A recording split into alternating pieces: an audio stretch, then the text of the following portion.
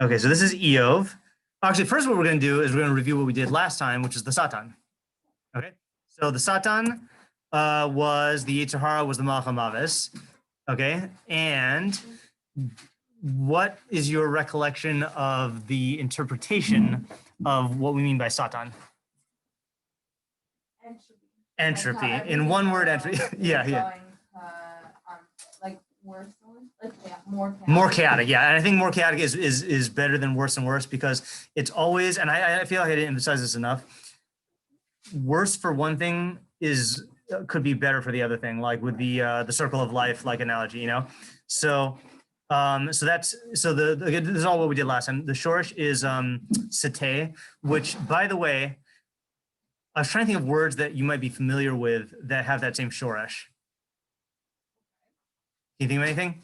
And you could think of it with a sin or a shin. Shita is interesting. I wonder what the shorish of that. I mean, I wonder what that is. Is it shin taf? Shin taf hey, yeah. Yeah. Well, that's what shita means, but that sounds like the opposite of this. Yeah. You know? Yeah. I'll give you a hint. It's a think of a yeah. I mean, I see how position too is. It's like you're taking, everyone has their different deviation.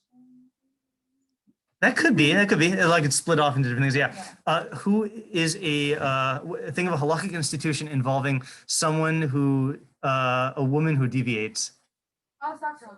Sota, yes. Yeah, right. Yeah, sota, right? So sota is deviating from her husband or whatever. And then are you familiar in halacha with the term shote? Shote is used as an insult, but it's also used as halakhic like designation. So shote is someone who has a some sort of like mental disability or whatever, which means they're deviant from the norm, you know. And another term is, okay, you know this because you helped your dad with the Arba Minim. Hadassim. Yeah. Okay. Yeah, eyeballs. Yeah, right. Do you know what they have to look like in terms of the orientation of the leaves? Like in terms of like on the branch? I'm pretty sure there has to be a certain length of leaves on it. Okay, that's true. It has to cover up the branch. So they have to, so if you guys could picture a hadassim, I don't know if you could picture a hadassim. I'm not going to go for a picture, but there's the branch, and then the leaves have to be branching off from the same point. Okay, but if they're branching off from different points like that, it's called a hadas shote. It's called like a deranged hadas, you know. But they naturally do. Well, most of them, I mean, the ones I only see the ones that I buy for Arba Minim, and they come like from the right thing, yeah. They must have to get rid of so many then. I guess, or they breed them in a way that makes them. I have no idea what they do. Yeah, I mean, anyway, so that's just the term sata. So the definition was the tendency of matter to deviate from its form and move towards chaos. The modern term is entropy. Newton's law is that second law is that all things increase in entropy, meaning things by nature get more chaotic or lose their order. Okay, so that's still review. We reviewed last time that so we have, that's Satan. How is Yetzer Hara a type of Satan? Like, what does the Yetzer Hara have to do with the Satan? Where is the deviation from form in Yetzer Hara? Mm-hmm. So it is, oh, sorry, I went out of order here, right? So the Yetzer Hara is man deviating from his true form. So a person's animalistic nature going away from their Tzelem Elokim, or resisting their Tzelem Elokim, or overriding their Tzelem Elokim. That's Yetzer Hara. And then in everywhere else in the universe, we call them Malach HaMavis because it is the thing that brings about death and decay and corruption and degradation. Anything, Yetzer Hara is worse because it's by choice. Yes, yeah, yeah. The Malach HaMavis is just a natural part of the world, yeah. Right? But and Yetzer Hara is a natural part, but like we have control over it, so right. So we can, yeah. Okay, that's a good point. All right. And then the last thing we did last time was just decoding the mashal here. And what I did was I could have sworn that I had this PowerPoint. It was just on the wrong one, so I didn't show this to you, even though we said this verbally.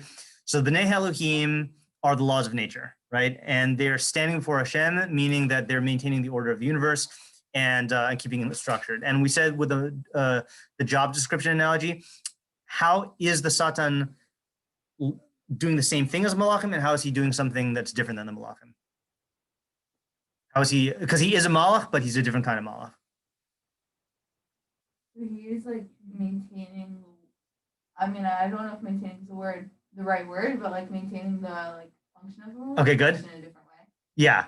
So what? How would you describe that difference?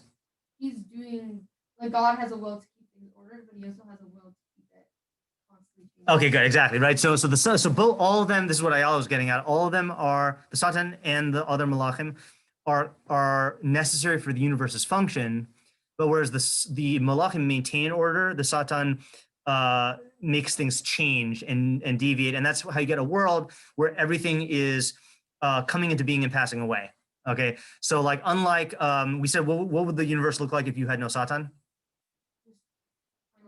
Yeah, frozen and unchanging, right? It'd just be structures, and it would be like everything would be frozen. But now we have a world where human beings are born and die, plants grow, stars are made and collapse, you know, and everything is constantly moving and changing. Yeah, and yeah. Like doing, like I Googled like entropy, like what happens if there's no entropy in the universe. Oh yeah. And it was saying like there's a formula that's like entropy over temperature, something like that equals like whatever. But if you take away entropy, then like the math problem becomes undefined. Ooh, interesting. Okay, yeah. So I mean, I don't know enough math to say like what that means in physics, but it's cool. Yeah.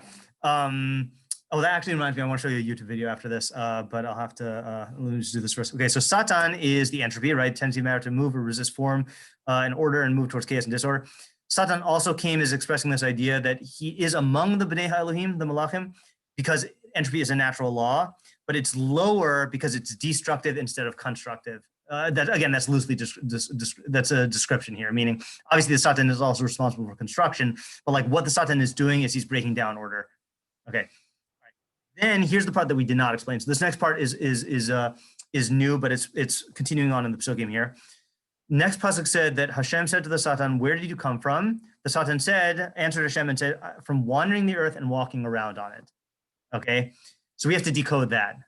All right. So what do you think it means in the allegory that Hashem asks the Satan, "Where do you come from?" Because remember, obviously Hashem would never ask that question in real life because he doesn't need to ask anything. But what does that represent in terms of the relationship between the Satan and the other Malachim and Hashem? He's an outlier. Okay, he is an outlier. That's true. I'll give you a hint for more specifically in how he's an outlier. Think of where in the allegory this is taking place. It doesn't say in the psukim, but you just think about it. Yeah. Where do Hashem and the angels hang out? In heaven. Yeah, in heaven. So that's your hint. So the Satan is maybe more on earth. Yeah. Not going by God's direct commandment. It's more previous. Okay, good intuition. So you could interpret it that way. In fact, the Rambam that we're going to start today, I think is close to what Elishev is saying. The Malbim took it differently. He says, the Satan is not found in the laws of nature, but he's only found on earth. Oops, I forgot to close the parentheses. I'll explain it in a second. In the realm of form. Close parentheses. So he is not found in the laws of nature, but he's found on earth. Now, what does that mean? So what it means is like this, is what kind of things are subject to entropy? Everything. Not everything. Physical things, right? So for example, the law of gravity is not subject to entropy. The law of gravity never changes, right? So all the laws of the universe, the laws themselves, the angels, they're not subject to entropy. It's only material stuff that's subject to entropy. So that's what it means. That's expressed by Hashem saying, "Where do you come from?" Meaning that like you're a foreigner. Meaning in the realm of the heavenly realm, nothing in the heavenly realm is subject to entropy. Hashem is not subject to entropy, and the angels are not subject to entropy. Only on earth are things subject to entropy. Yeah. Is that I get it? Oh, or I'm confused? Oh. No, I get it. Okay. Yeah. All right. So then, but the Satan didn't just answer on earth. He split it into two categories: from wandering the earth and walking around on it. So the question is, what does that represent? And you can guess it's like two ways to classify classifying the Satan's activities into two categories. So if you have to classify the Satan's activities on earth into two categories, one describing wandering and one described as walking around, what would you think? Maybe wandering about it is more just like looking over and like seeing what he's doing next, and walking about it is like actually seeing Okay, that's possible. Focus though on the difference between if someone just picture yourself like walking and picture yourself wandering and try to describe the difference between the two. Like what's the implication in walking versus wandering? walking have like a certain idea, wandering. Okay, good. So now how would that apply to the Satan? Wandering, Maybe deciding one what more one's more, I guess, random. We don't use Yeah. that word, but maybe more like when things break down, it's more like a random way. But walking is more like creating. Okay. with that. Okay, good. I think that works out. Anyone else want to take a stab at it? Maybe like constructive, like bad for the constructive purpose, or bad for destructive. Okay, that also fits in. I'll show you what the Malbim says, and I think that's along the lines that you're saying, and I don't even know if I'm understanding the Malbim correctly. Yeah. I mean, going on with what Leah said, I think it's all bad, but one's like making bad and one's like breaking stuff down, and that's bad. Interesting. Okay, so you tell me if that fits into the way he's saying it here. And I think those are good ideas. But he says wandering is accidental, or like you were saying, random instances of Satan.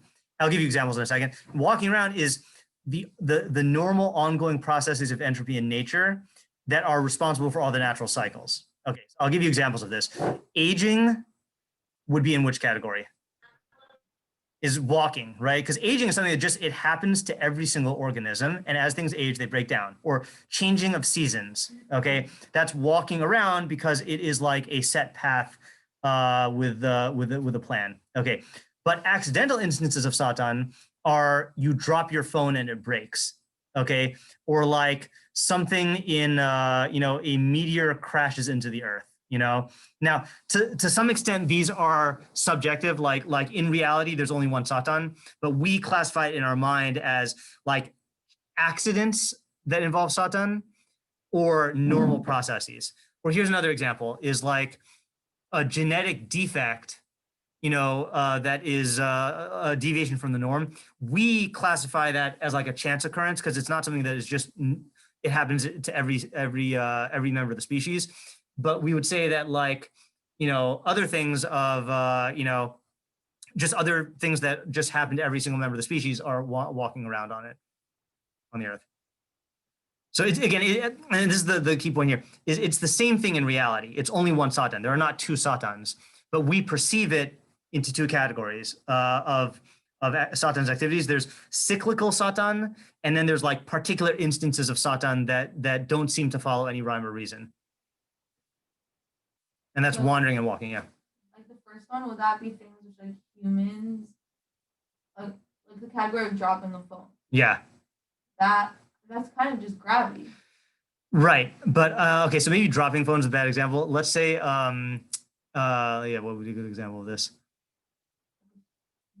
The phone just explodes. Well, that's why I kind of use the example also of like a meteor colliding with the Earth. It's like meteors are doing their thing and the Earth is doing its thing, but sometimes you have a coincidence of the I know two. that's not just a blind nature.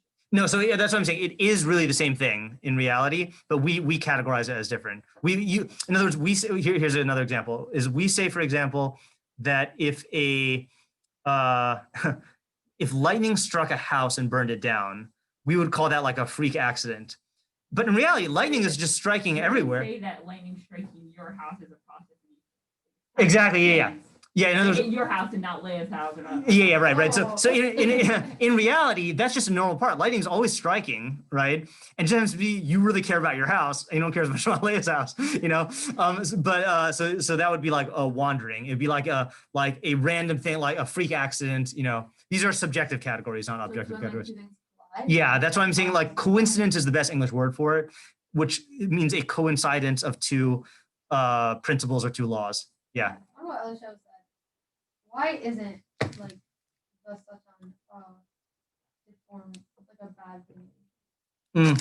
Yeah, I think we can answer that based on what we've said. Why isn't the Satan a bad thing in nature?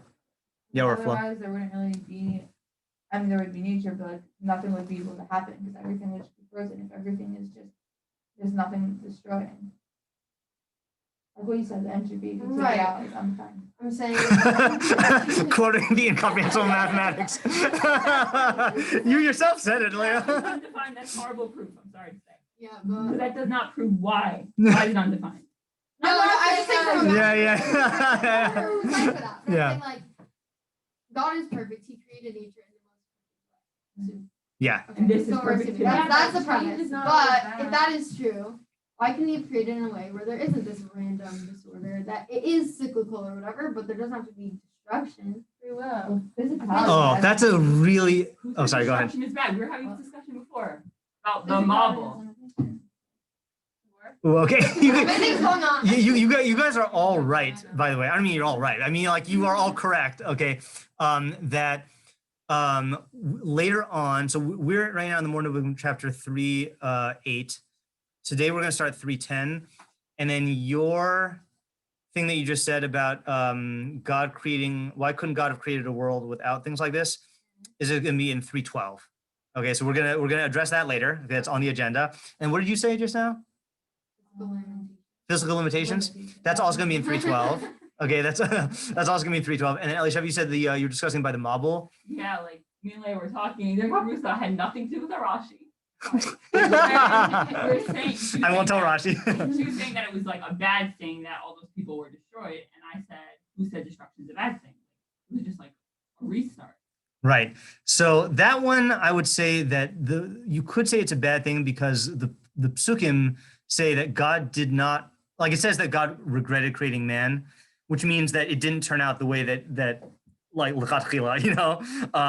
So the floods themselves are not a bad thing, but creating a flood to start over is bad in terms of like the species of man.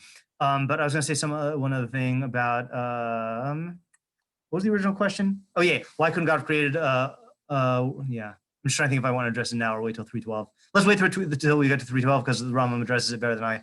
Sounds like an omission. Yeah. Okay, let me show you a YouTube video really quickly. It's just a funny thing.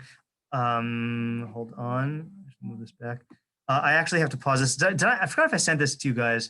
Did I send you the thing that I got copy strike? On one of your videos? Yeah. Oh no, for what? Recording. Okay, so now we're gonna get to this thing. So I made the same mistake. I printed out the source sheets and I left them on my printer. So I'll have to bring them to you tomorrow. But this is going to be the most difficult and abstract thing that we've done this year, I think. More Which is than the other abstract. yeah. Okay. The subject of this is it's going to be defining what Ra is and talking about the relationship of Hashem to Ra. Okay.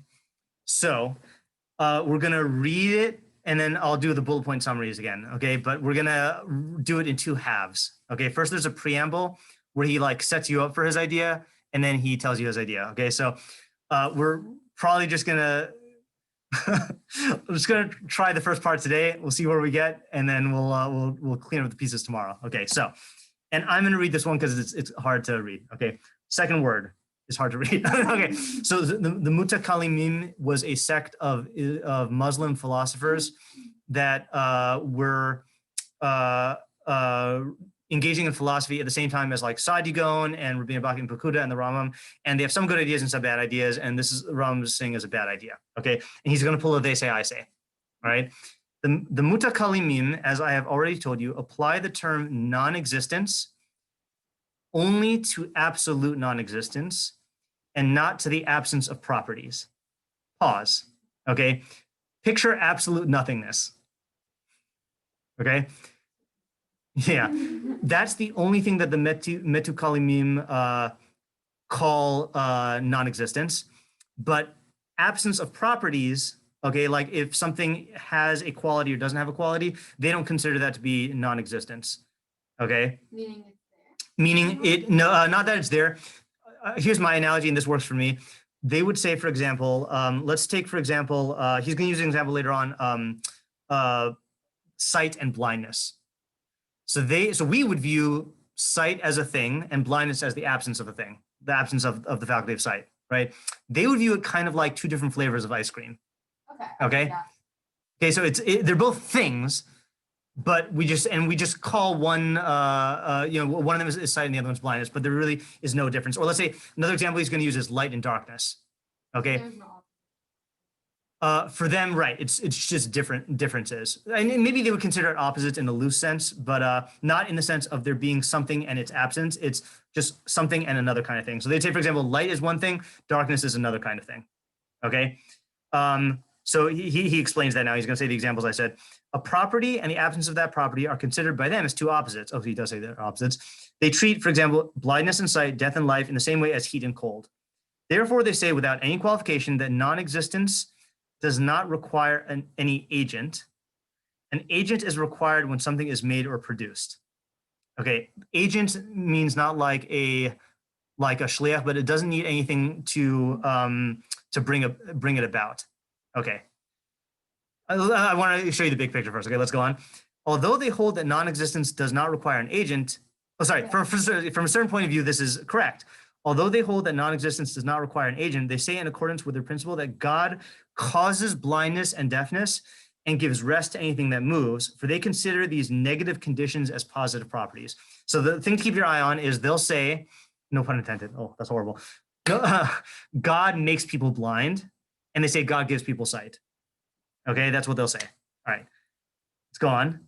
We must now state our opinion in accordance with the results of philosophical research. You know that he who removes the impediment of motion is, from a certain point of view, the cause of that motion. For example, the case of one who removes a pillar from under wood, whereupon the piece of wood falls down because of its natural weight.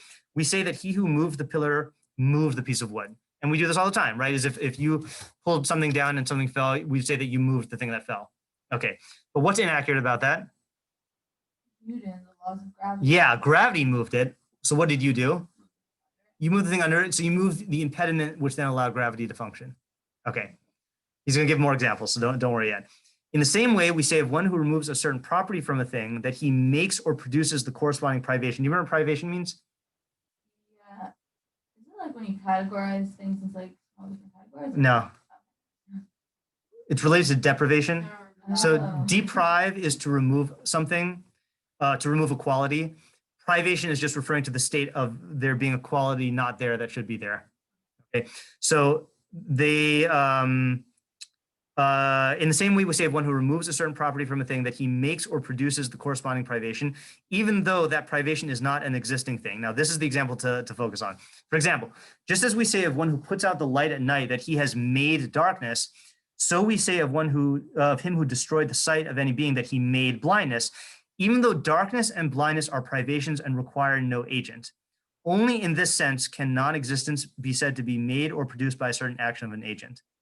Okay, so in other words, when you hit the light switch, okay, we say that you made it dark, but what really happened? Yeah, is you removed the light, and where did the darkness come from? It's just natural. Darkness is the state of what is there when there is no light. But darkness is not a thing. Light is a thing. And in the absence of light, then there is darkness. But is this him, the Rambam, or is This is now the Rambam saying that so these people say, the Metikalimim say that that you can make darkness, and they hold that you can act, like to them, turning off the light and it becoming dark is like taking a black paintbrush and painting a canvas. You're making it black, okay? Because they view darkness as a thing. But we would say no. When you turn off the light, you're not making it dark. You're removing the light, and darkness is just what's there when there's no light.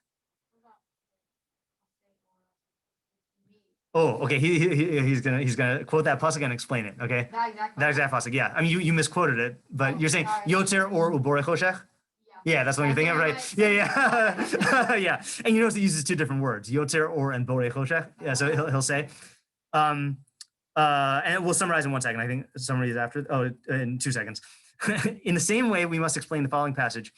Who makes a mouth for man, or who makes a person mute or deaf or sighted or blind? Is it not I, Hashem? Anyone know what the context of that discussion was? It's in Shemos 4:11. When did Hashem say this, and who did he say it to? Talking to Moshe and the speech impediment, right? So when Moshe expresses concern of like, how can I speak? Nice. Well, how can I speak? Hashem said, who is the one who makes a mouth for man, and who makes a person mute or deaf or sighted or blind? So it sounds like Hashem is saying that he can make sight, he can make blindness and make deafness.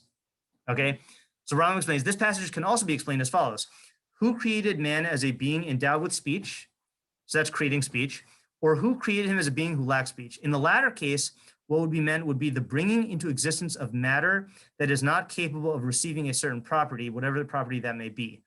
For he who brings into existence a certain kind of matter that is incapable of receiving a certain property may be said to have made the privation in question, just as one who is able to save an individual from perishing and refrains from saving him may be said to have killed him.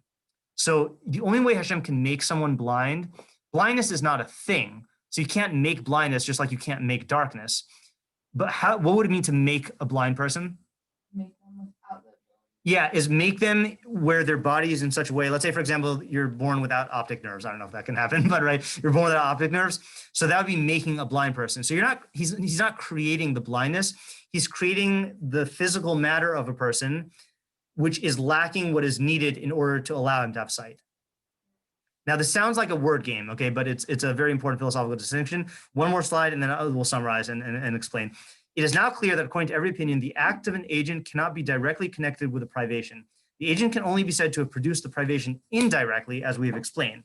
On the other hand, the direct act of an agent can only produce an existing thing, i.e. as opposed to a privation, for his act can only be connected to an existing thing.